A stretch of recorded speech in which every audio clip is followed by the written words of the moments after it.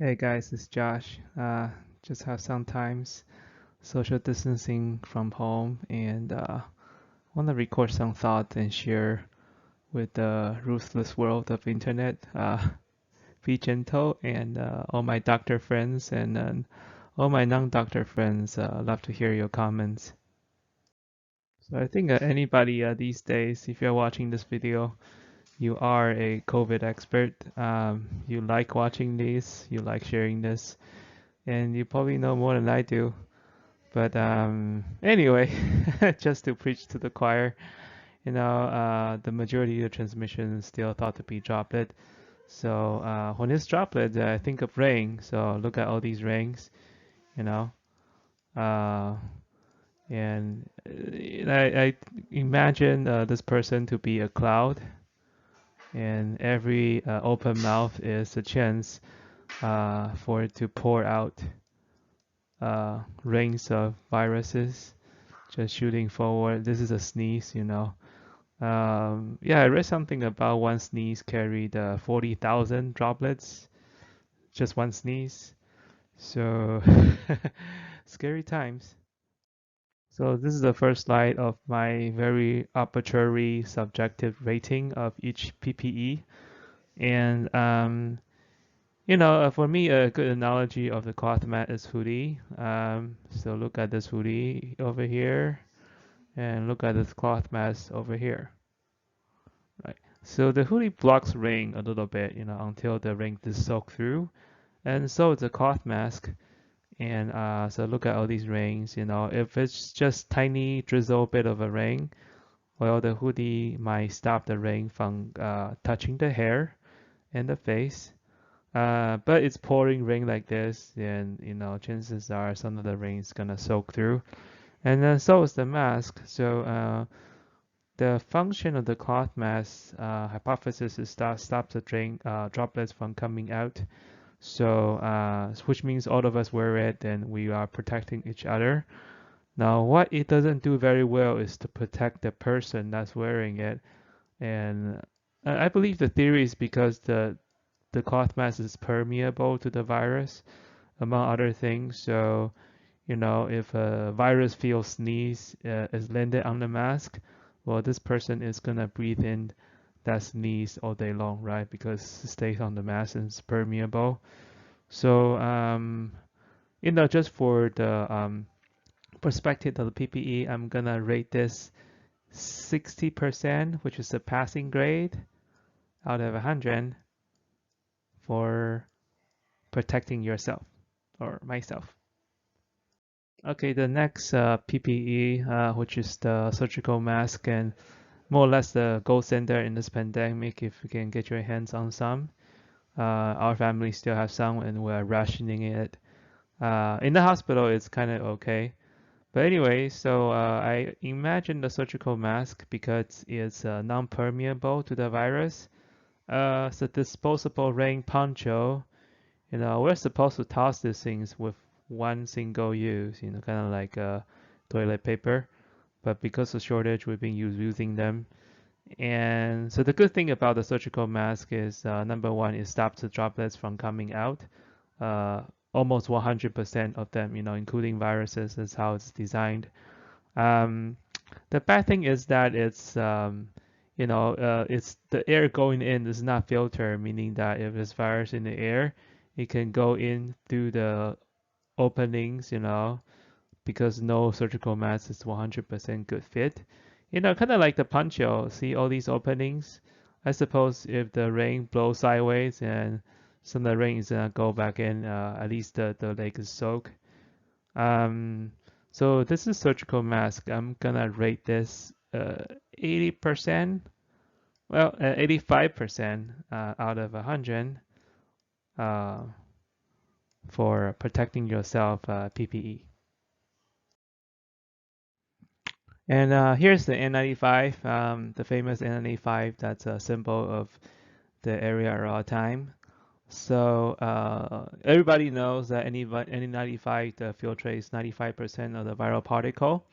That means everything goes in and out of being filtrated. It means that 95% of the virus will be blocked, right? Because of the static of N95. The downside is that I don't see a lot of N95 except in an airplane, when people are really, really scared because it's hard to breathe.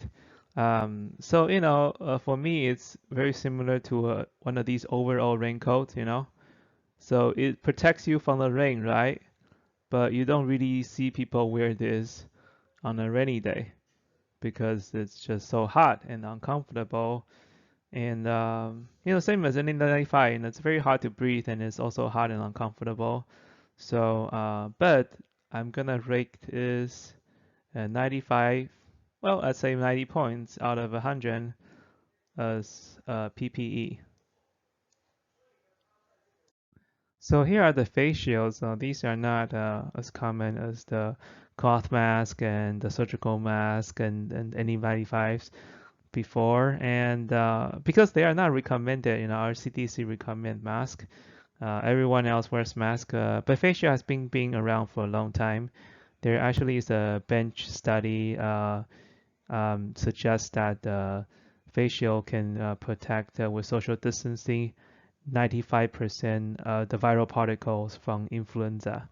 So, and the way it works is just, it's a shield. So, it stops the droplet from touching the face, right? Kind of like umbrella, stopping the rains from touching the person. And the way it works well when the rain is falling onto the shield, which means because of gravities, right? So the rain typically goes straight down instead of sideways. If the wind blows, well, it's gonna go sideways, so it wouldn't work as well. And so is facial. Most of the time, we talk to someone face to face. So if there are droplets of sneeze, well, it's gonna be blocked by the facial. Like 100% is gonna stay outside, outside of the face and even outside of the mask. And again, the bigger the face shield, the better the protection. So I'm going to give this a very subjective 90% or 90 points out of 100 because number one is reusable. Number two, it stops 100% the droplet if it's dropped in the right area. And number three, and lastly, is just you know easier to breathe.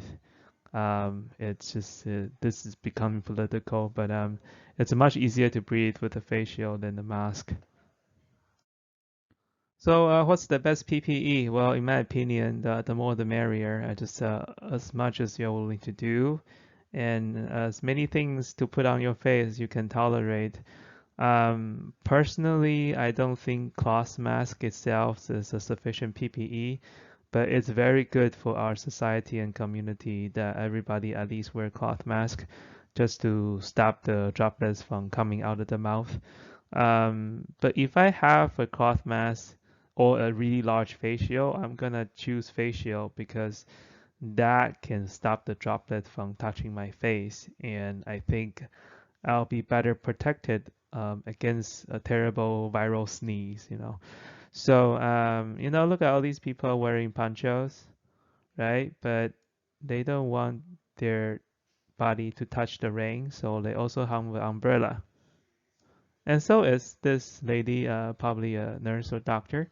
There's that surgical mask here, and there's also a face shield, right? So the patient, somehow patient don't wear masks. I don't know why, but oftentimes when they cough and they cough often, they're gonna land on the face shield first instead of touching the mask and instead of touching the face.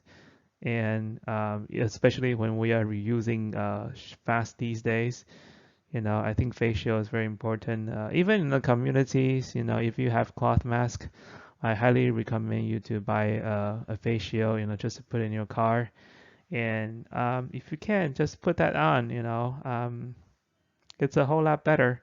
So combination of mask and face shield, I'm gonna rate this because the 90 and 80, I'm gonna rate this 180 points out of 100. You know, this is almost as good as it gets. If you wear this all the time, the chance of you catching COVID is very, very low. So this is the end of my spiel. Comments are appreciated. Criticism are also appreciated. Just I have thin skin, so be gentle. Okay, take care. Have a good night. God bless.